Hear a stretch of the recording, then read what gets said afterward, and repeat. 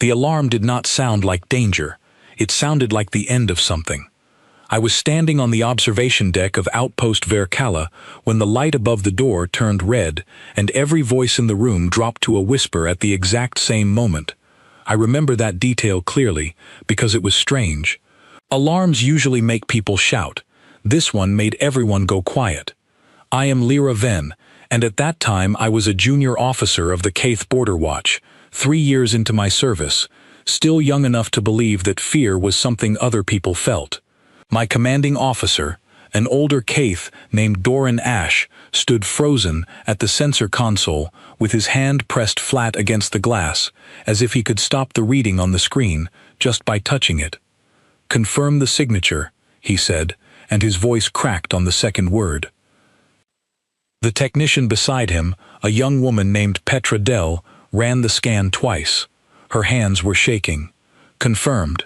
Single vessel. Design does not match any registered fleet in this sector." "Ask again," Doran said. "Ask it properly this time." Petra looked at him like he had lost his mind, but she typed the command anyway. The console blinked, searched, and returned the same 3 words it had returned before. Unknown, human, unregistered. I did not understand why that word alone could empty a room of color, but I watched it happen. Doran's face lost whatever warmth it had held a moment earlier. An older engineer, near the back of the deck, actually stepped away from his station, as if putting distance between himself and a screen could protect him from what it was telling him. Someone near the door said a name. I did not catch it clearly, only a fragment of sound, low and fast, gone before I could ask them to repeat it. But I saw what it did. Petra's hands stopped shaking and went completely still, the way a small animal goes still when it hears something large moving through tall grass. "That is not possible," Doran said, mostly to himself. "That name has not been spoken on this station in 11 years. I had heard it before, that name, though I had never known it belonged to an actual person. It was the kind of word Kaith parents used the way parents everywhere use certain words. To make children behave, to make them go to sleep without arguing, to make them stop wandering toward the edge of a platform or the open door of an airlock. Behave, or he will come. I had always assumed it meant nothing. A sound with no face behind it, built from old fear and older stories, the way every culture keeps a few words in reserve for the dark. I opened my mouth to ask what was happening, but Doran raised his hand, and the whole deck fell silent again, waiting. The unknown vessel drifted closer on the display, a small blinking shape against the black. My pulse was quick, though I told myself it was only the excitement of witnessing my first real alert. I told myself the older officers were reacting to policy, not to feeling. I told myself a great many things in those few minutes, and every one of them turned out to be wrong. "Bring up full defensive protocol," Doran said. "Quietly. No panic. Everyone to stations." "Sir, it is a single ship," Petra said. "Our defenses could handle 10 of these." Doran turned to her, and for the first time since I had known him, I saw something in his eyes that I can only describe as old grief wearing the mask of caution. "It only takes one," he said. I did not understand the weight behind those words yet. I would understand it later, in pieces, the way you understand a wound only after the shock wears off and the pain finally arrives. We waited. The ship did not fire. It did not accelerate. It simply held position at the edge of our scanning range, quiet and patient, like something that already knew exactly how much fear its presence alone could cause without ever needing to act. After 11 long minutes, a signal arrived, not a threat, not a demand, a simple, almost polite request for docking clearance, sent in careful, formal Kaith, apologizing for the delay in identifying itself and explaining that its long-range transmitter had failed 3 days earlier. It was a merchant vessel. A single trader, off course, running old civilian hardware that our systems had never been updated to recognize. That was all. No weapon, no war, no monster in the dark. And still, no one on that deck relaxed. Not fully. Not even after the ship docked, unloaded a cargo of harmless machine parts, and departed 6 hours later without incident. I remember standing beside Doran as the ship pulled away, watching him exhale like a man setting down something heavy he had been carrying for a very long time. "Sir," I said carefully, "why did everyone react the way they did? It was only a merchant ship." He was quiet for a moment before he answered, and when he did, his voice had none of its usual authority in it. It sounded almost like a confession. "Because for one moment, Lyra, we believed the word on that screen might mean something else," he said, "and there are very few things in this galaxy that can make grown officers forget their training in a single breath. That word is one of them." "What actually happened?" I asked. "The stories we were told as children, was any of it real?" Doran looked at me for a long moment, the kind of look an adult gives a child when they are deciding how much truth that child can carry. "I do not know all of it," he said finally. "No one alive on this station does. Not truly. We only know the ending, and even that we know second-hand, passed down until the edges have worn smooth. But I will tell you this much. Whatever that name means to us, it was born from something real, something none of us witnessed, and all of us still fear." I laughed, though not unkindly, still young enough in my service to believe fear like that belonged only in stories meant to frighten hatchlings before sleep. "It sounds like something meant to keep children quiet," I said. Doran did not laugh with me. "It was meant to keep children alive," he said. "There is a difference. I hope you never learn it the way we did." I did not think about that conversation again for almost 2 years. I filed it away, the way you file away most things said by older officers who have seen more than you. Polite respect, layered over quiet disbelief. I had scans to run, reports to file, a career to build. The name faded into the background noise of my life, another old story from a species that had survived enough trauma to build entire traditions out of caution. I was wrong to dismiss it. I understand that now. Because 2 years later, my superiors called me into an office I had never been invited into before, told me I had been selected for a diplomatic posting of significant importance, and informed me, almost as an afterthought, that the treaty renewal I would be attending included a delegation from a species we had not formally negotiated with in generations. Humans. I remember the exact sensation in my chest when I heard that word spoken aloud in an official context for the first time. No longer a children's story, no longer a blinking word on a screen belonging to a lost merchant ship, but a real diplomatic fact written into real orders with my real name attached to them. I told myself it was simply nerves about a new assignment. I told myself the old stories were exactly that, old, and that I was too well trained, too rational, too modern to let inherited fear shape my judgment before I had even met a single member of that species. I did not yet know how wrong I was to be so certain. I did not yet know that somewhere in the files waiting for me on that station, buried under years of careful redaction, was the answer to a question I had never thought seriously enough to ask as a child, whispered in the dark by parents who themselves had never fully understood it. Who was he? And why, after everything, did an entire galaxy still lower its voice when it said his name? The orders arrived on a small data pad, and I read them 3 times before I believed what they said. I had been assigned to Station Meridian Hold, a neutral outpost built generations ago specifically for negotiations between species that did not trust each other enough to meet on their own territory.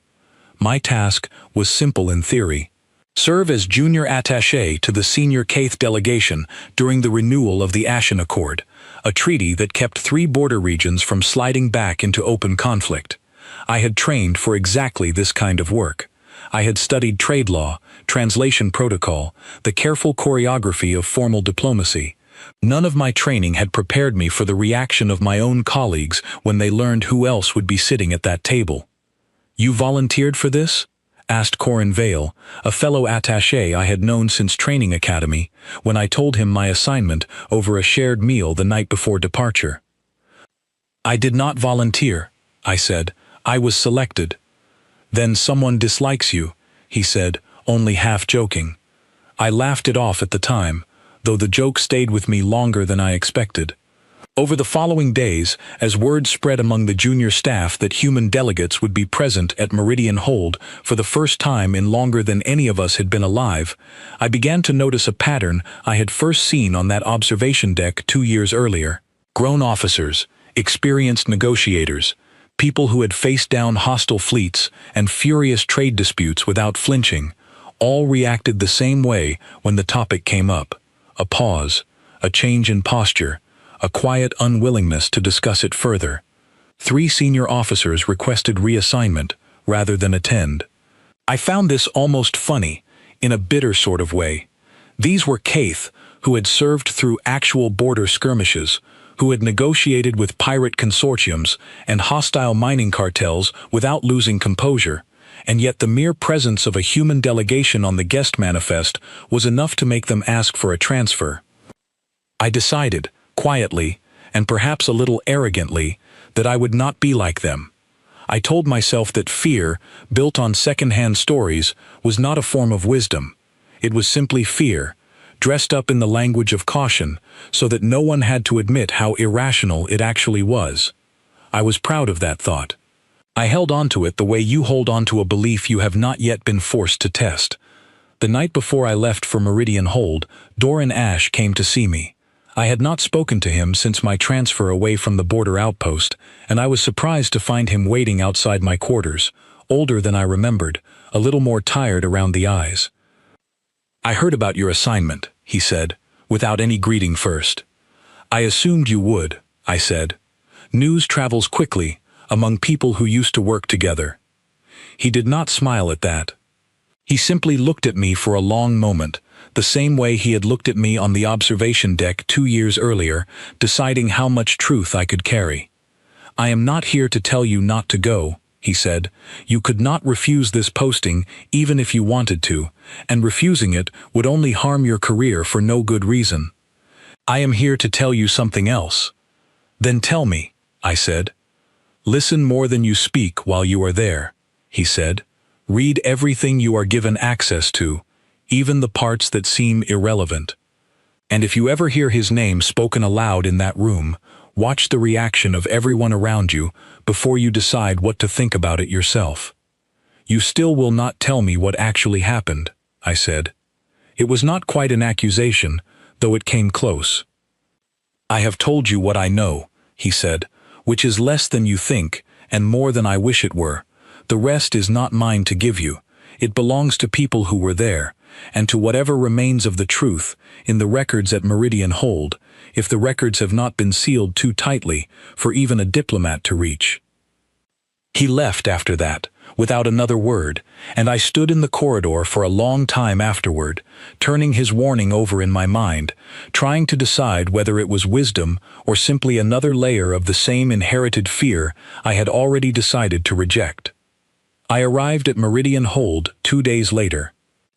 The station was larger than I expected, a slow, rotating ring of neutral ground built and maintained by a rotating council of species who had long ago agreed that peace required a place belonging to no one and everyone at once.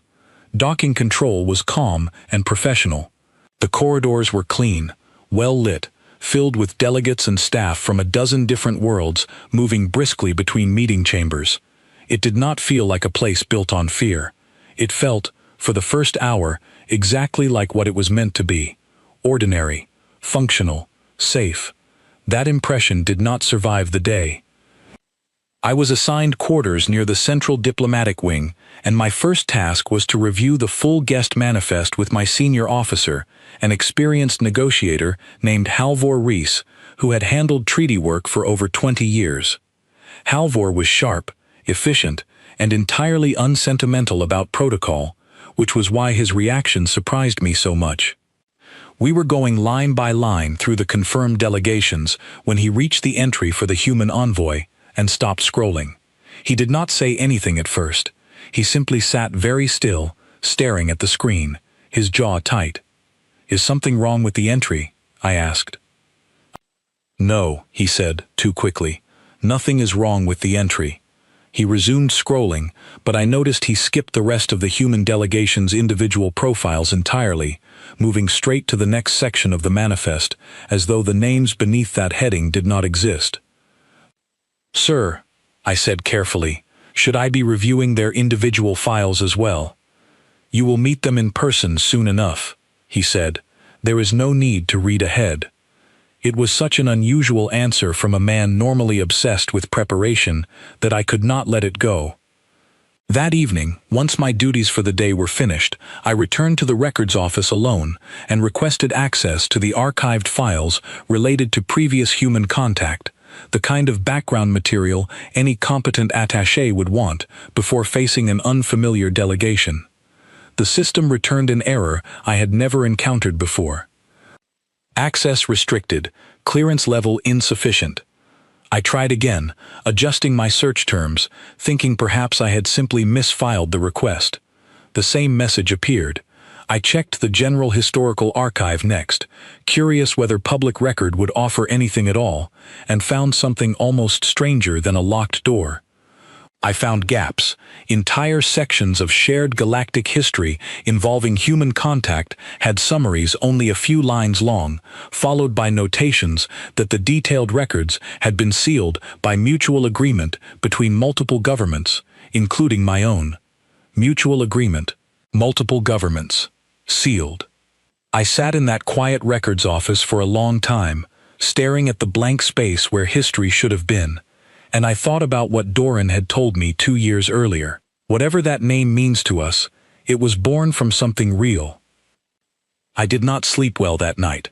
The following morning, I met Bree Calder, a young logistics officer from a neutral station crew who had worked at Meridian Hold for nearly a decade and had seen more diplomatic gatherings than most attaches twice her age. She had a warm, practical manner that I liked immediately, and over breakfast in the staff commissary, I found myself telling her, carefully and without too much detail, about the strange gaps in the archive. She did not seem surprised. "Every species that has had contact with them keeps something sealed," she said, stirring her drink absently. "I have worked here 9 years. I have seen at least 6 different delegations react the exact same way whenever human representatives are mentioned on an agenda. Keith included, no offense." "None taken," I said. "I am beginning to understand why. The strange part," she continued, lowering her voice slightly, "is that it is never the same story twice. Ask a Keith elder what happened, and you get one kind of silence. Ask someone from the Orn Collective, and you get a completely different kind of silence. Different species, different border regions, different decades even, and yet somehow they all end up afraid of the same handful of names." "How many names?" I asked. She thought about it for a moment. "I have heard 3, over the years. Different species pronounce them differently, but I suspect they refer to the same very small number of individuals. One name comes up more than the others." My stomach tightened before she even said it, as though some older, quieter part of me already knew what she was about to tell me. "I do not know if I should say it out loud in a commissary," she said, half joking, though her eyes were serious. "Say it," I told her. She leaned in slightly and spoke the name, low and quick, the same way it had been spoken on that observation deck 2 years earlier, the same way Keith parents had spoken it to frighten children into obedience for longer than I had been alive. I felt the hair along my arms rise, an old instinctive reaction I could not explain through logic alone. "That is the name," I said quietly. "The one from my own species' stories." Bree nodded slowly. "It seems to travel further than anyone realizes. I used to think it was just a Keith thing. Then I heard an Orn diplomat use almost the exact same phrase to threaten her own child into behaving on a shuttle 3 years ago. I have wondered ever since whether it means the same thing to everyone who says it, or whether every species simply borrowed a fear that started somewhere else entirely." "Started where?" I asked. She shrugged, though the gesture seemed heavier than a simple shrug should be. "That is the part nobody seems willing to answer. Every thread leads back to a handful of years, a handful of border conflicts, and then it stops, like walking down a corridor that simply ends in a wall with no door. I thought about Halvor skipping past the human delegation's files without a word. I thought about the 3 senior officers who had requested reassignment rather than attend this posting. I thought about Doran's warning: watch the reaction of everyone around you before you decide what to think about it yourself, and I understood, finally, that I had walked into something far larger and far older than a single treaty renewal. That afternoon, the full guest schedule was posted publicly on the station's central board, listing arrival times for every delegation attending the Ashen Accord renewal.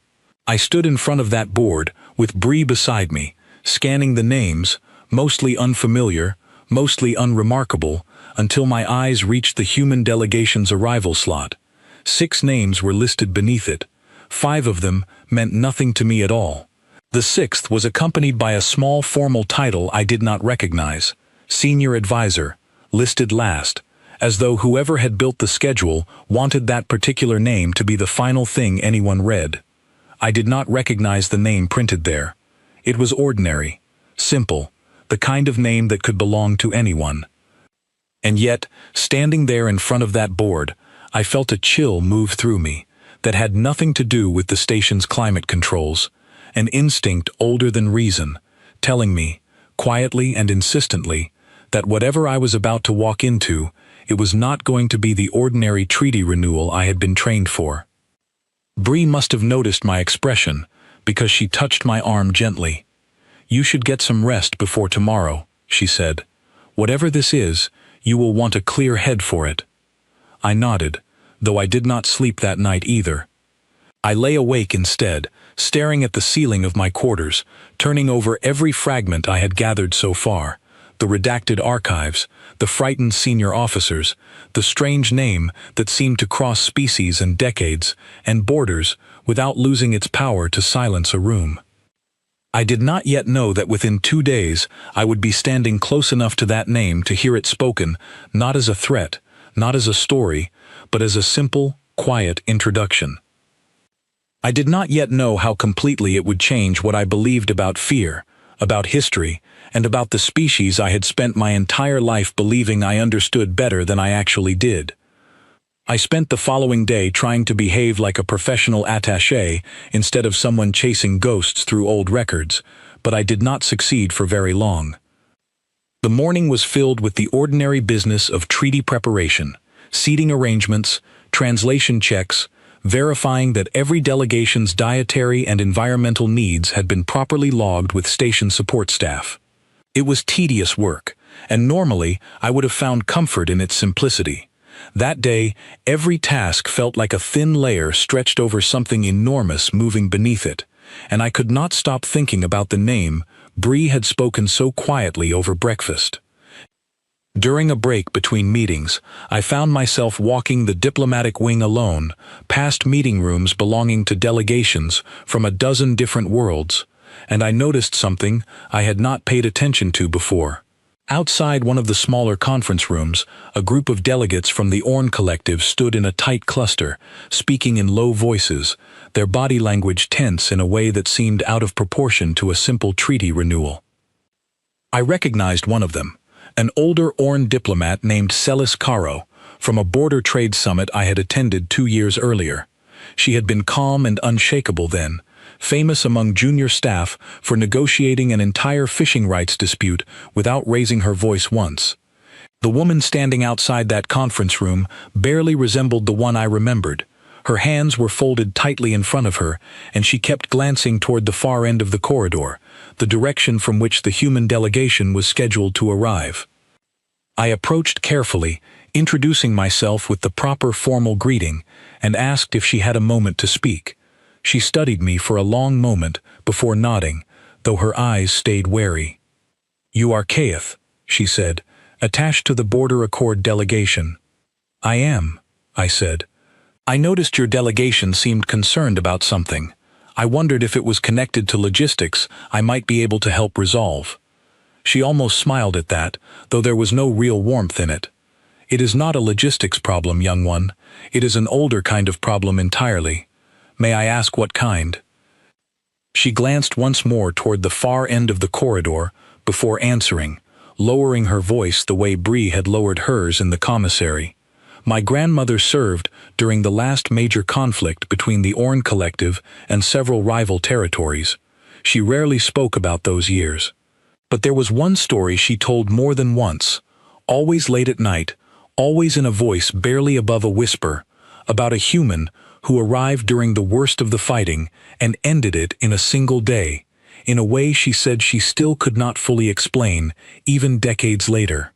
My chest tightened. Ended it how? Celis shook her head slowly. She never gave details. She said only that she had seen things that day she wished she could remove from her memory entirely, and that whenever she thought she might finally understand what had happened, the fear returned stronger than the understanding ever could. "Do you know his name?" I asked, already suspecting the answer.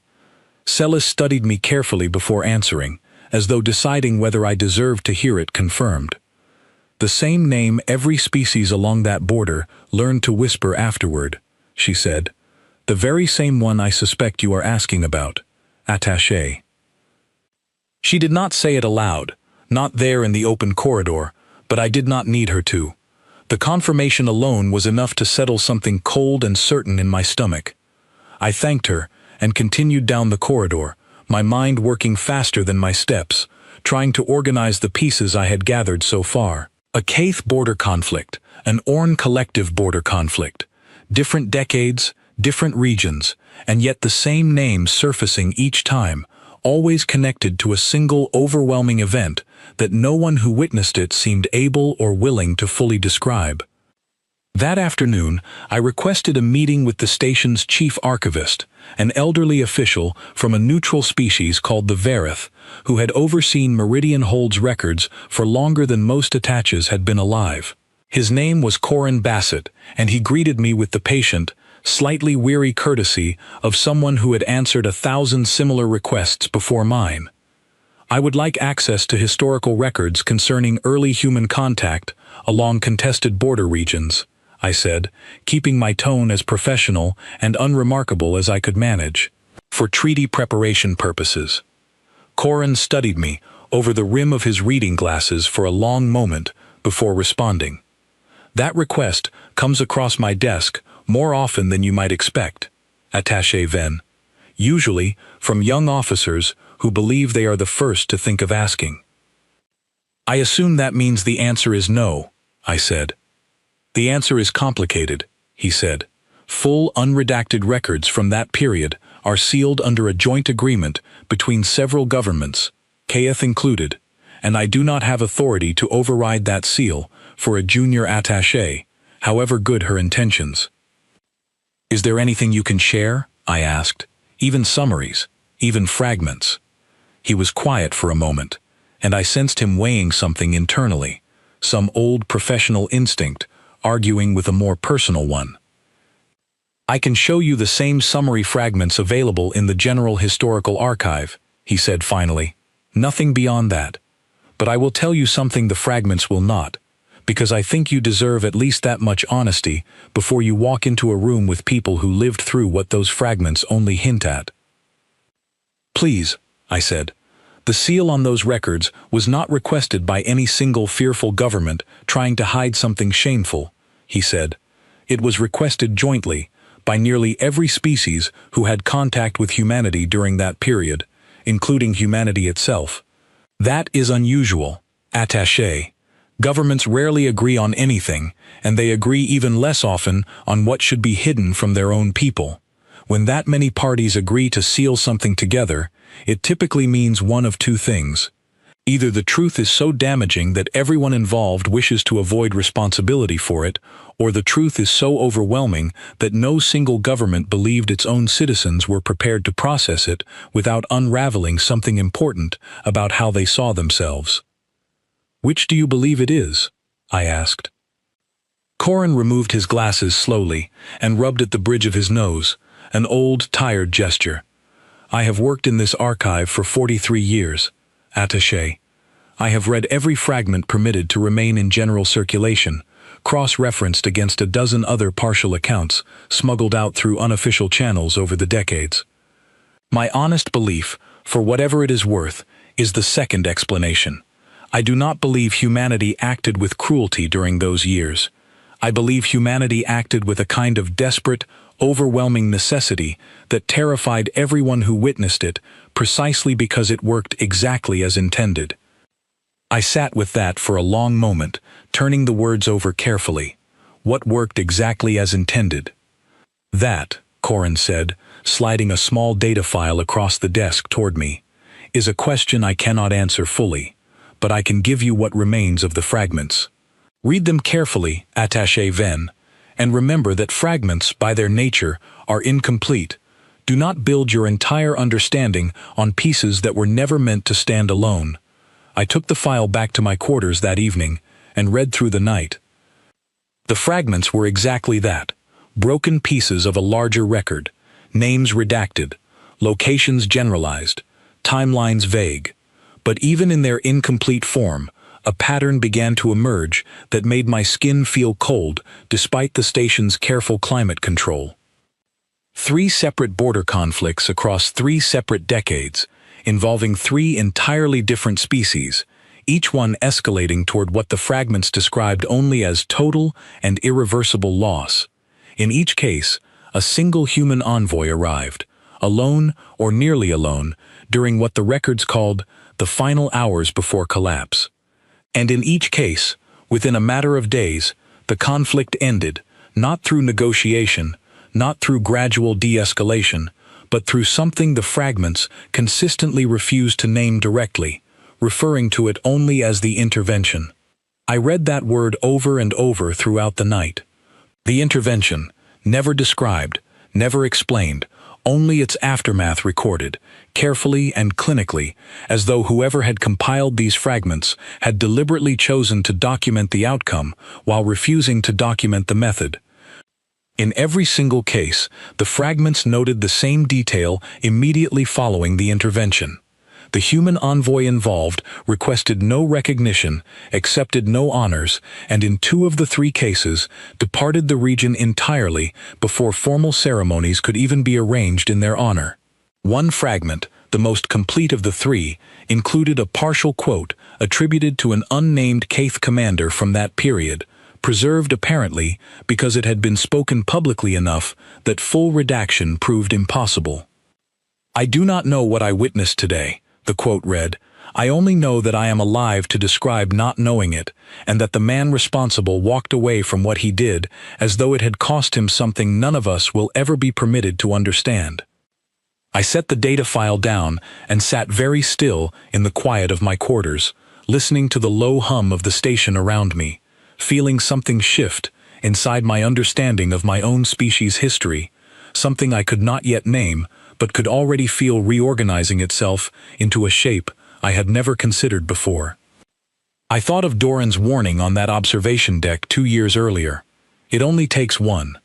I thought of the elders who had used that name to frighten children into staying close, into obeying, into never wandering too far from safety. I had always assumed that fear was built from ignorance, the kind of superstition species cling to when they do not understand something dangerous. Sitting there with the fragments spread across my desk, I began to suspect something far more unsettling. Perhaps the fear was not built from ignorance at all.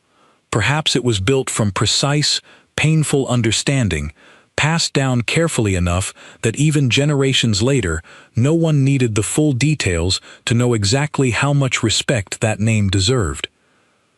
The next morning, I returned to Bree Calder during a quiet stretch in the logistics office and told her, carefully and in general terms, what I had found. She listened, without interrupting, her expression growing more serious with every sentence. 3 separate conflicts, she said finally. 3 separate species, and every time, the same outcome. The threat ends, and the person responsible disappears before anyone can properly acknowledge what he did. That is what the fragments suggest, I said. That does not sound like the story I grew up fearing, she said slowly. I always assumed, without really thinking about it, that the fear came from something humanity did to us, something taken, something destroyed. I assumed the same thing, I said. I am no longer certain that assumption was correct. Bree was quiet for a long moment, staring at nothing in particular. If I am understanding you correctly, she said eventually, you are suggesting that an entire galaxy has spent generations whispering a name in terror, not because that person harmed us, but because of what he was willing to do in order to make sure we survived long enough to keep whispering anything at all. I did not answer immediately, because I did not yet have an answer I fully trusted, but something in her question settled into place alongside everything else I had gathered that week: the redacted archives, the frightened senior officers, Celis Caro's unfinished story about her grandmother, Corin Bassett's careful, weary honesty. I do not know yet, I said finally, but I intend to find out. Tomorrow, the human delegation arrives, and somewhere among them, according to the schedule, is the man whose name I have been hearing whispered since before I could properly speak. Bree reached over and squeezed my hand briefly, an oddly comforting gesture from someone I had known for only a few days. Then I hope, for your sake, attaché Ven, she said quietly, that whatever you learn tomorrow is easier to carry than what you have already learned tonight. I did not sleep again that night, not from excitement this time, but from something closer to dread mixed uneasily with anticipation, the strange sensation of standing at the edge of an answer I had spent my entire life avoiding without ever realizing it. Tomorrow, the delegation would arrive. Tomorrow, I would finally learn whether the man behind the whispers was the monster my childhood stories had always implied, or something far more complicated and far harder to simply fear. The human delegation was scheduled to arrive at midday, and by the time the hour approached, the main receiving hall of Meridian Hold had filled with more delegates than I had seen gathered in one place since my arrival. I stood near the front of the assembled crowd beside Halvor Reese, who had said very little to me since our conversation over the manifest days earlier. His posture was rigid, his hands clasped tightly behind his back, and I noticed he kept glancing toward the docking corridor entrance with an expression I recognized now, having seen it on so many faces over the past several days. It was not simple professional attentiveness. It was the careful stillness of someone preparing themselves to face something they had spent a long time avoiding. Around us, delegates from a dozen species stood in similarly tense silence. I noticed Celis Caro near the Orn Collective delegation, her hands folded tightly in front of her, exactly as they had been outside the conference room days earlier.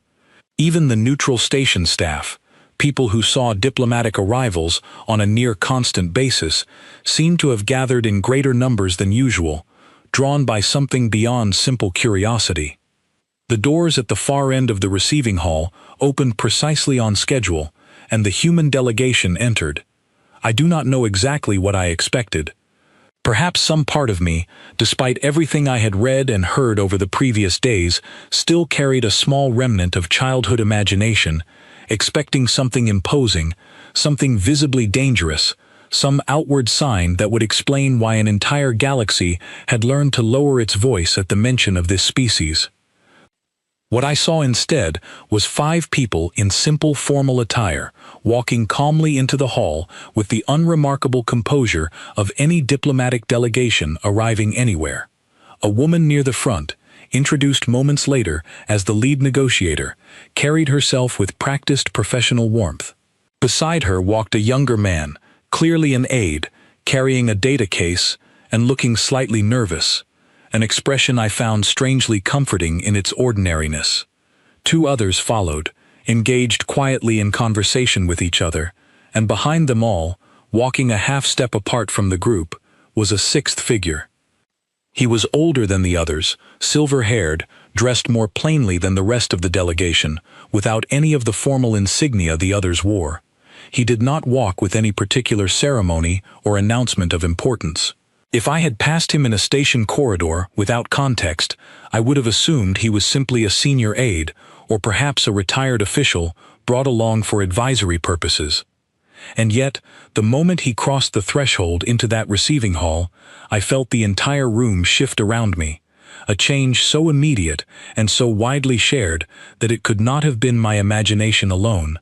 Conversations that had continued in low murmurs throughout the hall stopped entirely. Celis Caro's hands, already folded tightly, tightened further still. Halvor Reese, beside me, went completely rigid, and I heard him exhale slowly through his teeth, the sound of a man forcing himself to remain composed through sheer discipline alone. The lead negotiator began the formal introductions, moving efficiently through the delegation's names and titles, and I listened carefully, waiting, though I could not have said exactly what I was waiting for. "And our senior advisor," the lead negotiator said finally, gesturing toward the quiet older man at the rear of the group, "who has offered his counsel to this delegation as a courtesy, given his prior experience along several of the border regions under discussion." She said his name then, simply, without any particular emphasis, the way anyone might introduce a colleague at an ordinary meeting. I had heard that name spoken in fear my entire life.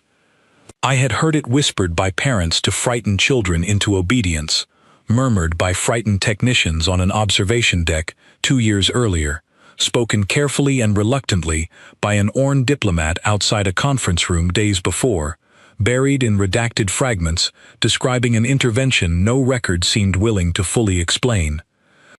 Hearing it now, spoken plainly and formally in the middle of an ordinary diplomatic introduction, produced an effect on the room that no amount of preparation could have softened. Halvor Reese's breath caught audibly beside me. Somewhere behind me, I heard a soft, involuntary sound from one of the Orn delegates, something between a gasp and a whispered prayer. Even Corin Bassett, the elderly archivist who had spent 43 years reading fragments of this man's history without ever meeting him, had apparently come to witness the arrival in person, and I saw him grip the edge of a nearby railing as though needing the support. The man himself seemed entirely unaware of, or perhaps simply unbothered by, the effect his name had produced. He offered a small, polite nod toward the assembled delegates, the same courteous gesture anyone might offer upon being introduced to a new group, and said nothing further, allowing the lead negotiator to continue with the remaining formalities. I stood frozen, staring at him, trying to reconcile the ordinary, quiet figure in front of me with everything I had absorbed over the past several days. He did not look dangerous. He did not look imposing. If anything, he looked tired, the particular tiredness of someone who has carried something heavy for a very long time and has simply learned to carry it without complaint. The formal introductions concluded, and the assembled delegations began the slow process of moving toward the main conference chamber, where preliminary discussions would begin. I found myself, through some combination of protocol and simple proximity, walking near the human delegation as the crowd shifted and reorganized itself for the transition. The senior advisor glanced toward me briefly as we walked, an ordinary, polite acknowledgement between strangers sharing a corridor, nothing more. And yet in that brief glance, I felt something I had not expected. No menace, no coldness, nothing that matched the terror his name had produced in every version of the story I had grown up hearing. What I saw instead, if I am being entirely honest, was a kind of quiet weariness, and beneath that, something that looked almost like recognition, as though he had seen this exact reaction on countless faces before mine, and had long ago stopped being surprised by it. "Attaché Ven," Halvor said quietly beside me, his voice still not fully steady, "you should prepare yourself. As junior attaché, you will likely be assigned direct liaison duties with several members of the human delegation during the preliminary sessions, including their senior advisor." My chest tightened. "Direct liaison, sir? With him specifically?" "It is standard rotation," Halvor said. "Nothing more. But given what you have clearly already discovered on your own, I imagine the assignment feels considerably less routine to you than it would to someone who had not spent the last several days investigating what the rest of us have spent our entire careers trying not to think about." I did not respond immediately, watching the senior advisor's quiet, unremarkable figure moving ahead of us through the corridor, surrounded by younger colleagues who treated him with obvious deference despite his plain attire and lack of formal insignia. That evening, following the conclusion of preliminary session protocols, I received formal confirmation of my liaison assignment. I would be responsible for coordinating scheduling and translation support between the Caith delegation and 3 members of the human delegation over the following days, including, as Halvor had predicted, their senior advisor.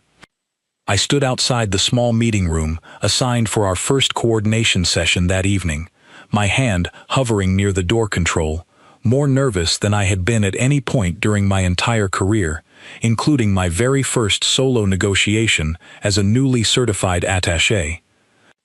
I thought of Doran Ash on that observation deck, telling me it only takes one. I thought of Celis Caro's unfinished story about her grandmother. I thought of Corin Bassett's careful, weary theory that the seal on those records existed not to hide cruelty, but to protect an entire galaxy from understanding necessity too well. I opened the door. He was already seated inside, alone, a small data pad open in front of him, reviewing something quietly before I arrived. He looked up as I entered, and for the first time, I saw his face clearly under proper lighting, up close, without the distance of a crowded receiving hall between us. He did not look like a legend. He looked like an ordinary man, tired around the eyes, patient in his posture, entirely unremarkable in every visible way. "Attaché Ven, I assume," he said, his voice calm and unhurried. "I was told you would be coordinating our schedule for the coming sessions." "Yes," I said, my own voice steadier than I expected, though my pulse was anything but calm. "It is an honor to assist your delegation." Something shifted briefly in his expression at that word, honor, a flicker of something I could not immediately identify, gone before I could examine it properly. "You do not need to use words like that with me," he said, not unkindly. "I am simply an advisor doing a job, the same as you." "I do not think that is entirely true," I said, before I could stop myself. He studied me for a long moment, and I felt, for the first time since arriving at Meridian Hold, that I was being truly seen by someone, rather than simply processed as another face in a crowded room. "You have been reading old records," he said finally. It was not a question. "I have," I admitted. "Fragments, mostly. Enough to know that whatever happened along those border regions decades ago, it left a mark on every species who witnessed it, including my own. Enough to know that the fear I grew up with was not built from nothing." He was quiet for a long moment, setting the datapad down carefully on the table between us. "Most people who learn that much choose not to ask further," he said. "It is generally easier not to know." "I would rather know," I said, "than continue being afraid of something I do not understand." He studied me again, longer this time, and something in his tired expression softened slightly, the particular softening of someone deciding, after a very long time, that perhaps one more person deserved the truth after all. "That," he said quietly, "is a braver answer than most people give me. Attaché Ven. Sit down. If you are certain you want to understand what your species has spent generations whispering about in the dark, I will tell you. But I warn you now, before I begin, that understanding it will not make the story smaller. It may, in fact, make it heavier than the fear ever was." I sat down across from him, my hands steady despite everything inside me trembling with anticipation, and I finally, after so many years of dismissing a childhood story as nothing more than superstition, prepared myself to hear the truth. He began, not with the day itself, but with the years leading up to it, and I understood quickly that he was giving me context because he believed, correctly, that the ending would mean nothing without it. 31 years ago, he said, 3 border systems, one belonging in part to your own people, stood on the edge of a conflict that had already consumed 2 decades of smaller skirmishes.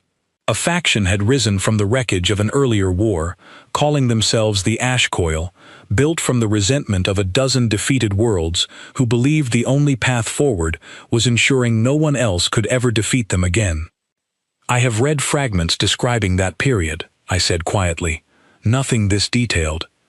The fragments would not include this, he said, because very few people who survived those final days ever spoke of it clearly enough for anyone to properly record. The ash coil recovered an old weapon from a buried research facility, something built generations earlier by a civilization that no longer exists, designed originally as a deterrent so devastating that its own creators eventually chose to bury it rather than risk its use. The ash coil did not bury it. They activated it and discovered, likely to their own surprise, that it worked exactly as its designers had intended. What did it do? I asked, though some part of me already dreaded the answer.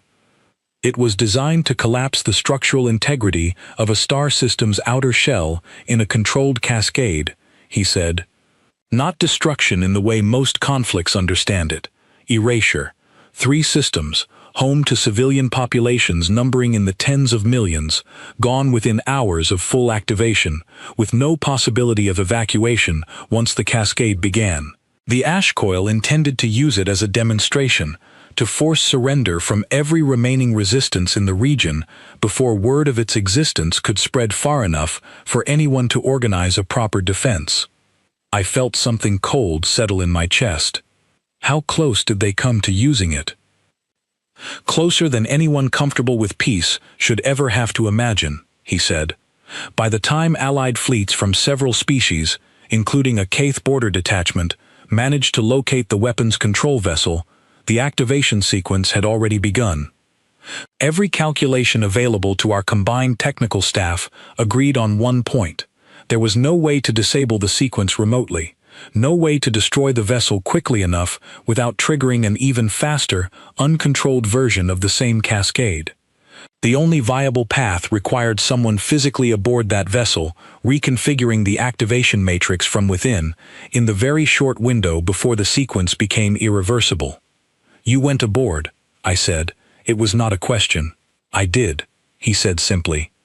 Not because I was the only person capable of it, technically speaking, but because the ash coil commander aboard that vessel had made it very clear he would execute anyone attempting the reconfiguration the moment they were detected, and every Allied officer with the necessary technical knowledge had a family, a crew, people depending on them surviving that day.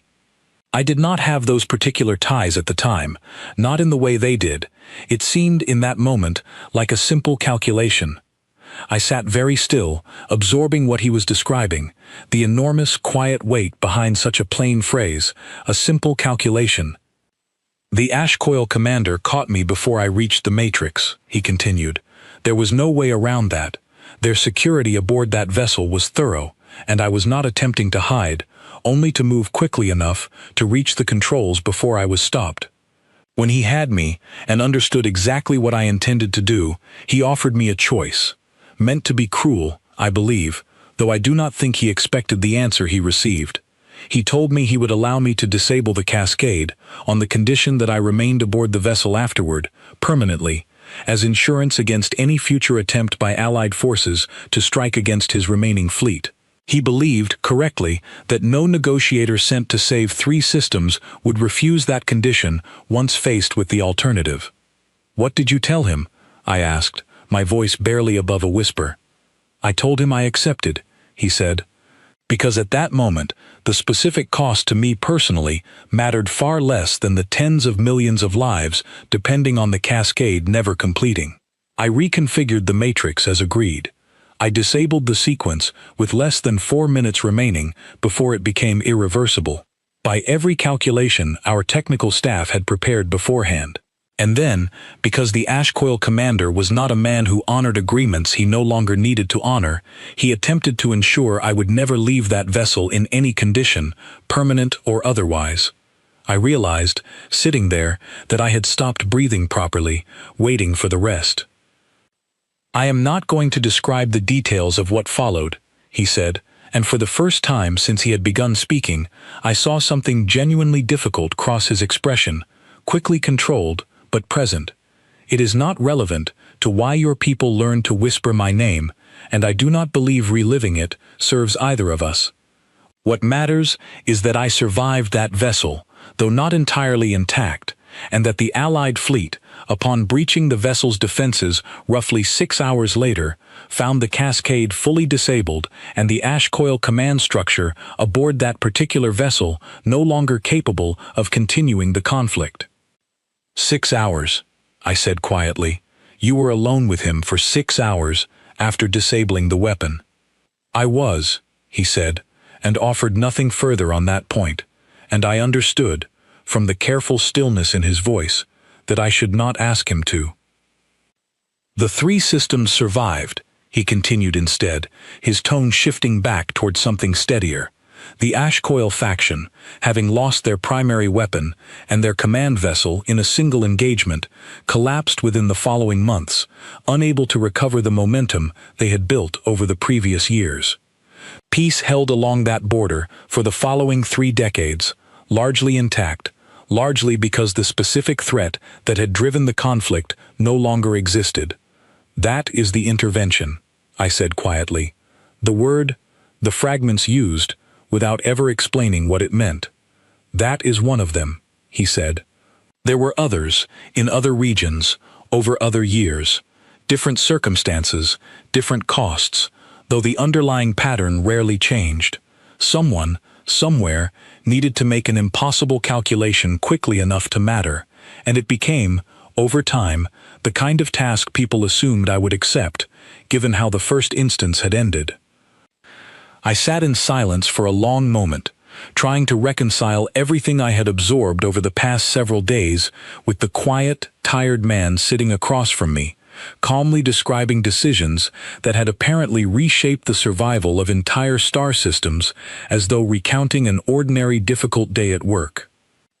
I do not understand, I said finally, why the story became fear instead of gratitude. What you are describing sounds like courage, not something that deserves to be whispered as a warning to frightened children. He considered that for a long moment before answering. Because gratitude requires understanding what someone did for you, he said, and understanding this particular story requires accepting an uncomfortable truth alongside it. Every species who benefited from that day also had to accept, afterward, that survival had depended entirely on one person's willingness to accept a cost so severe that most people cannot properly imagine it without flinching away from the thought. It is easier, far easier, to convert that discomfort into fear rather than sit with the weight of genuine gratitude for a sacrifice you did not make yourself and hope you would never be asked to make. Fear requires nothing further from you. Gratitude asks you to carry a small portion of the weight alongside the person who carried the rest of it alone. Most people, understandably, choose the lighter burden. I thought of Doran Ash on that observation deck, his voice cracking as he confirmed the sensor reading. I thought of Celis Caro's grandmother, refusing to speak clearly about what she had witnessed even decades later. I thought of every parent across every species who had ever used this man's name to frighten a child into staying close, into obeying, into never wandering too far from safety, without ever explaining that the true lesson buried inside that fear was not a warning about a monster, but an unspoken acknowledgement of a debt too large for most people to properly face. I am sorry, I said quietly, surprising myself with how much I meant it. For every version of that story that turned what you did into something to fear rather than something to properly honor. He offered a small, tired smile, the first genuine warmth I had seen from him since the receiving hall. You do not owe me an apology, Attaché Ven. You were a child repeating a story you were given, the same as every other child across every other species who inherited this particular fear without context. The fault, if there is any to assign, belongs to circumstances too large for any single person to have explained clearly at the time. I am simply glad, after all these years, that someone finally asked the right question instead of accepting the fear without examining it. What happens now? I asked. Between our species, I mean. Between all of us, now that the treaty renewal is finally underway. Now, he said, gathering his datapad and rising slowly from his seat. We continue doing the ordinary, unremarkable work of maintaining peace, the same work that matters far more, in the long stretch of history, than any single dramatic intervention ever could. Fear got your people through the aftermath of that day, Attaché Ven. But fear is not a foundation strong enough to build a lasting peace upon. Something closer to what you are feeling right now, understanding, respect, perhaps eventually something resembling trust, tends to hold considerably longer. I walked with him to the door, and as he paused there briefly before stepping into the corridor, I found myself asking one final question, the one that had been sitting quietly beneath everything else since the moment I first heard his name spoken aloud in that receiving hall. "Do you regret it?" I asked. "The choice you made that day, and every choice afterward that followed the same pattern." He considered the question with the same careful seriousness he had given every other part of our conversation, and when he finally answered, his voice carried none of the weariness it had held earlier, only a quiet, settled certainty. "No," he said, "I do not regret saving what could be saved.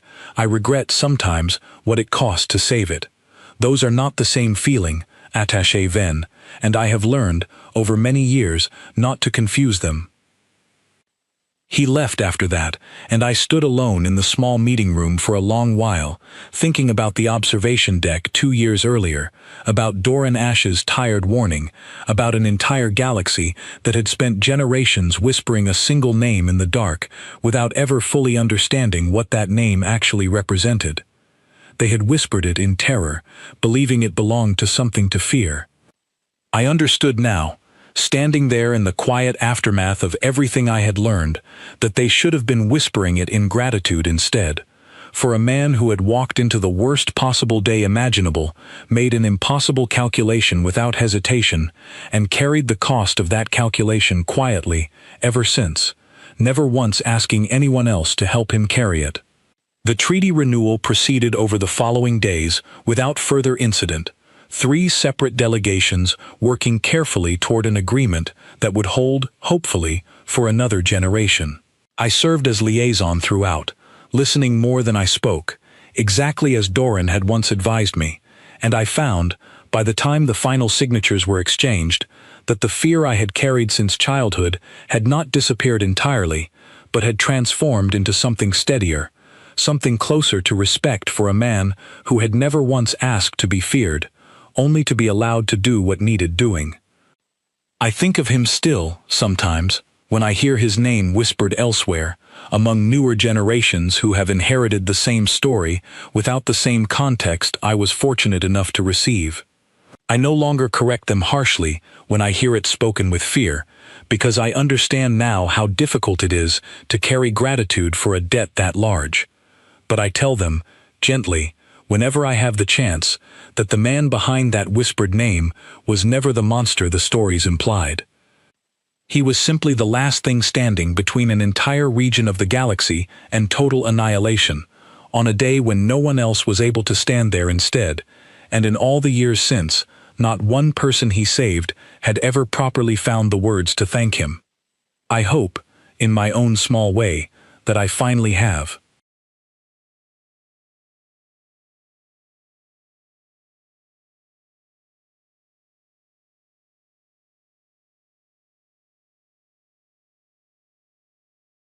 Thank you for coming in. Sorry if I butchered your name.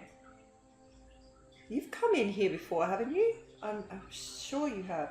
I am paying attention to the story. I probably wouldn't be streaming this game if it didn't have a story. You know what I mean? It's a bit of a confusing one to pronounce. Lei Vronshi. Yeah, I don't know. So I loved the start where it had it all voice acted, and then suddenly it's like there's no voice acting anymore, and I'm like, am I doing something wrong? Am I doing the right quests? Because there's no voice acting. So I googled it, and it said that they've been working to voice act the whole start of the story and I guess they've gotten up to this part, and the middle of it hasn't got any voice acting because I haven't got up to it yet. I was like, yeah, exactly. The budget for the voice ending, yeah, the voice acting ended. Well, I don't know. I think they're still working on it. I have hopes. They rewrote the story multiple times from memory. Did they? It's so good. Hi, Phoenix. How are you? Oh, I got my top, Phoenix. I wore it 2 weeks ago, but you weren't there because I think I started stream really late. I've got crumbs everywhere. I'll have to wear it again to take a photo for you. I didn't take a photo.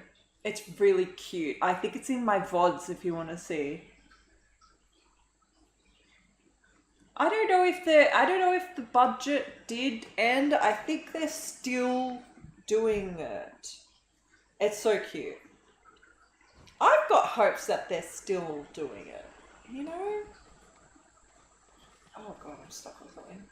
But yes, I am very much enjoying the story. It's just I now have to read out all the lines. And I haven't been doing voices for anyone. I've just been reading it in my voice. Do you know what the funny thing is as well? I find it so much easier to read sentences when I use a voice opposed to my voice. I stumble so much when I'm reading it, but if I'm putting on a voice, I seem to read it like perfectly. I don't know what the point of that is, but that's what happened.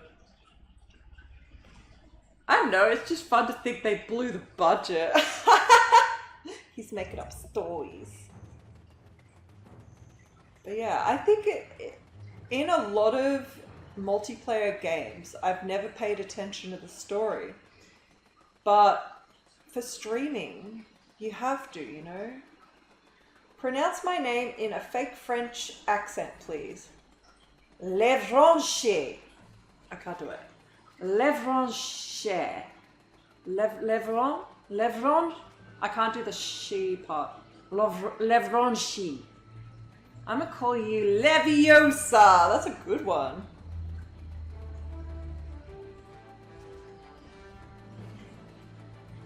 Leviosa. It's not Leviosa. Are these guys gonna attack me? It sure looks like it. No.